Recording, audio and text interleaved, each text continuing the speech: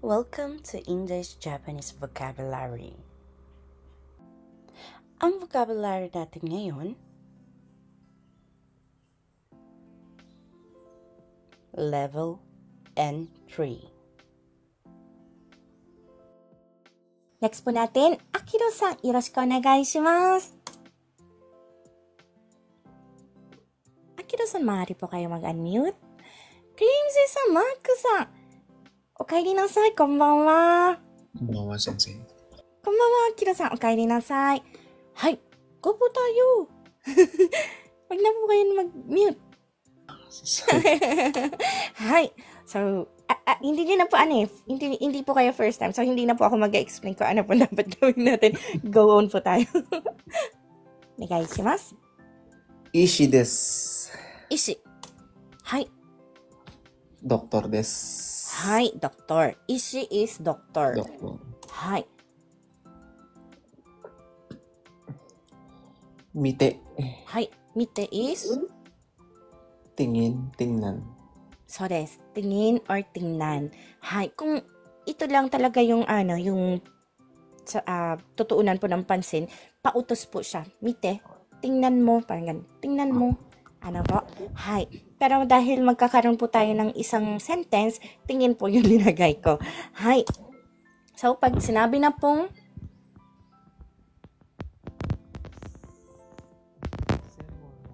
ang layo po ng boses natin. Malayo pa po. Opo, ang liit po. Ang hina po ng boses niyo po.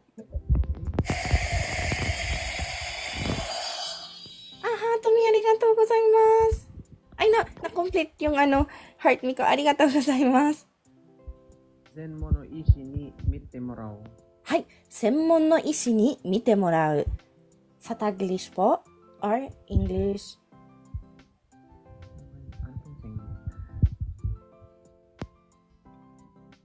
Senmon, magpatingin sa specialist ang doktor. Hi, 専門の医師に見てもらう means magpatingin sa espesyalistang doktor. 専門 means espesyalista. Ano po? Yung no, kasama na po dito, kaya NG po siya. 専門のsa espesyalista ng doktor. Ano po? Mite, tingin, morau, magpapatingin. Hi. So, 専門の医師に見てもらう magpapatingin sa espesyalistang doktor. はい。ちょっと難しかったですね。はい。次お願いします。Alam na po natin tong? 医師です。はい。At alam na rin po natin na siya ay? 専門です。Doktor. はい。Medyo mahina pa po yung boses natin. Mahina po kaya. Ayan, okay. Ayan, okay na. Ang okay na po yung boses natin ngayon. Hai, pag sinabi pong? 診察。はい、診察。Tingin. Hi, tingin. Pero yung tingin po ito sa doctor po, kumbaga magpa-check up, kumbaga. Hi, magpatingin po, Kaso hindi pa po kasi siya suru form. So hindi pa po siya action verb. Hi. So pag ginawa na po siyang 医師の診察を受ける。 Hi, ano na po siya? Magpapatingin sa doktor. Hi, 医師の診察を受ける. Ibig po sabihin, magpapatingin sa doktor. Hi. Saka pa lang po siya magiging action verb kapag nagkaroon po ng o ukeru or 診察してもらう. 診察する. Hospital lang po ginagamit ang 診察. そうです。Sa hospital, clinic, kapag magpapa-check up po, po. Hindi po siya pwede sa gemba. はい。それはちょっと無理ですね。More on siguro po sa mga kaigo na pag-aaralan po nila ito. Okay po. Pero maganda po yun mapag-aralan kasi kung halimbawa nagkaroon po tayo ng sakit po, diba po, magpapatingin po tayo. Ay, magagamit po natin siya. 歯医者です。はい、ano po ang haisha? Dentista ka na. そうです。Dentista po siya kasi yung kanji niya is ha, ngipin. Ngipin, doktor. So, ibig po sabihin, dentista. Isha is doctor. Ha is ngipin. So, dentista or dentist in English po. Ano po? Ang kunyumi po ng ha, anong ngipin ha? hindi siya pinagsama sa ano. Lahat ng kunyomi na kanji. Pinagsama ang ngipin at doktor. So, desu ne. Haisha. Guys, meron din pong isa pa pong the way ng sabi po ng dentist, shika. Meron din po tayong tinatawag na shika. Dentist din po yun. Kumbaga, section po ng ngipin. Ano po? So, kung hindi po haisha, kasi haisha po, yung tawag po sa haisha, yung tawag po sa dentista. Ano po? Pero kadalasan po high siya yung ginagamit. Marami rin pong shika po ang ginagamit. Lalo na po sa mga name po ng clinic po ng dentist, shika po ang nakasulat. Hay. So guys, pag tingin-tingin po kayo sa sa palibot po ng ng tinitirahan niyo po, baka may makita po kayo shika. So understood niyo na yung tatemono na yun is may dentista sa loob. Maaari kayo magpatingin ng ngipin. Ano po? Hay. So balik po tayo. Hay. Diba? High siya ni kakaru. Hay. Pag linagyan po ng ni kakaru, hay siya ni High kakaru. siya ni kakaru. Maggagabot. Magiging pong Magpapadentist. Ay, Okay. magpapadentist or magpapadentista. Hay. Guys, ulitin ko po. Pag sinabi pong hay siya, di ba po ngipin? Tapos doktor po to, kaso, ishi no i desho? Kore doktor ne? Demo, koko yoku miru to, siya, mono. Hay. So, ibig po sabihin, tao po ito. Yung dentista mismo po, yung doktor po mismo. Ang tawag po sa kanya is hay siya. Ano po? Hay. そこだけちょっと気をつけましょう。はい。では、どんどん行きましょう。 Influenza. インフルエンザ。Ano po siya? Influenza. Opo. Or Flu. flu. Opo. Influenza or flu po siya sa English. Hay. Diba? Ano po ito? Kakaru. Kakaru means, tulad po dito sa taas. Mahahawaan. Hay. Dito, hay siya ni kakaru. Magpapadentista. Ngayon, dito po, kakaru po siya, mahahawaan na po yung meaning niya. Nagbabago po ang meaning ng kakaru. Ano po? Pwede pong okane ga kakaru. Ibig po sabihin, lalaki ang ang bayaran, ang bayad. Hay, depende po sa sentence, magbabago po ang meaning ng kakaru po. Ano po? Hay, dito, influenza ni kakaru, magiging Mahahawaan ng flu. So, influenza ni kakaru, yung kakaru dito magiging mahahawaan. Nanode, influenza ni kakaru, mahahawaan ng flu. Hay. Shoujo. Hay, shoujo. Pag sinabi pong shoujo, ano po siya? Shoujo ってのはわかりません。大丈夫。Symptoms. Hay, sintomas o kaya naman symptoms sa English po. Ano po? Hay. So, pag sinabi pong ちょっと見えませんので。ごめん。はい。ですか？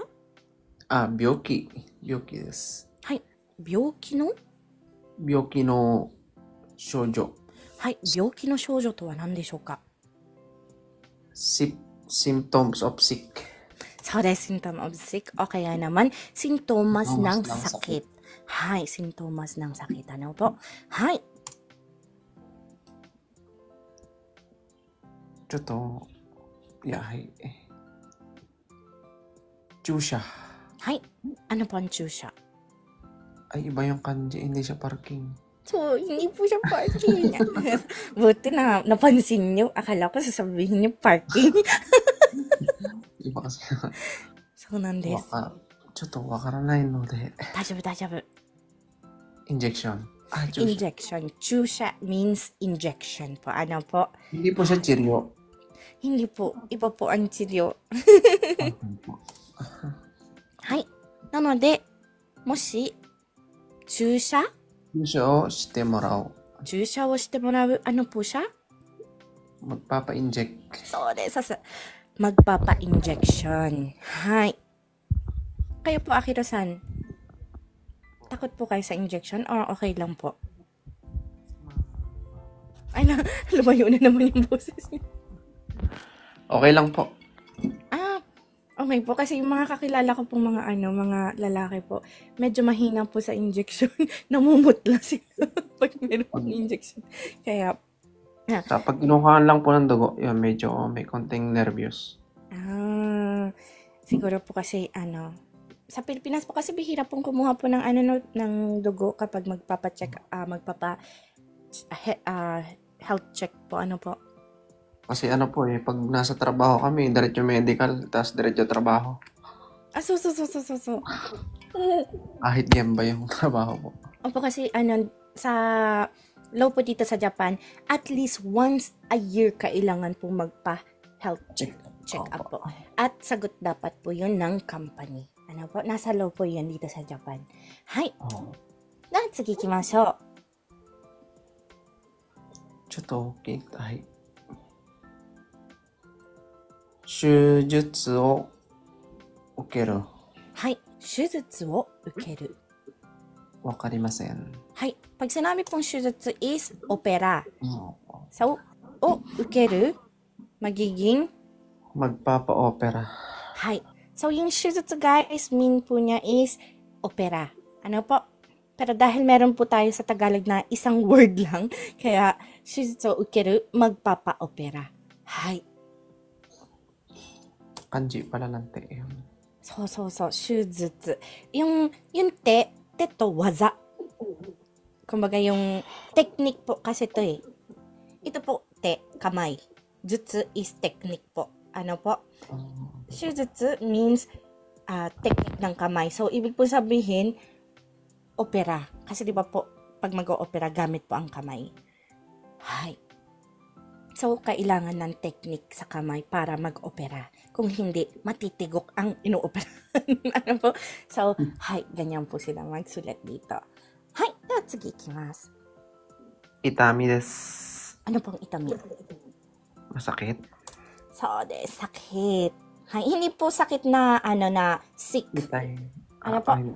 As in literal pong halimbawa, nabunggo kayo, itami o kanjiru, nakakaramdam ng sakit. Sakit po siya. Yun po yung nararamdaman. Po? Nararamdaman po siya, nafe-feel po siya, hindi po siya yung action, kundi siya po ay nafe-feel, itami. Po? Hai. Na, ko po to, natakil ko po to, dati sa grammar po. Po? Pag Iba nilagyan ng itay.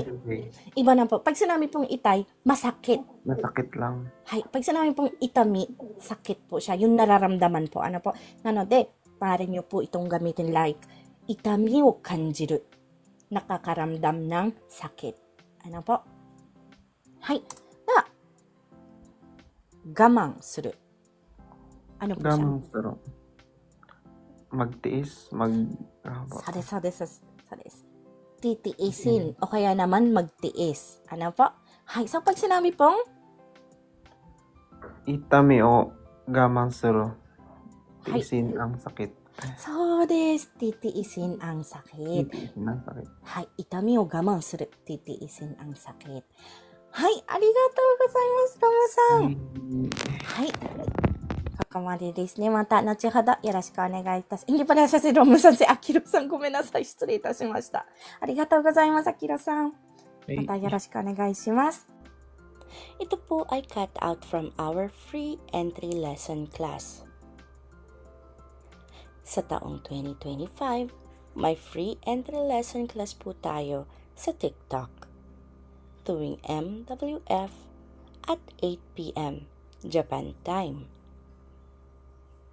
Kung nais nyo pong sumali, maaari nyo po akong hanapin sa pangalang Inday in Japan o @Inday in JP. Please follow me and stalk me sa mga araw at oras na aking nabanggit. Thank you for watching and please continue supporting me, follow me, and share my videos for more contents. Maraming salamat po. Hanggang sa muli.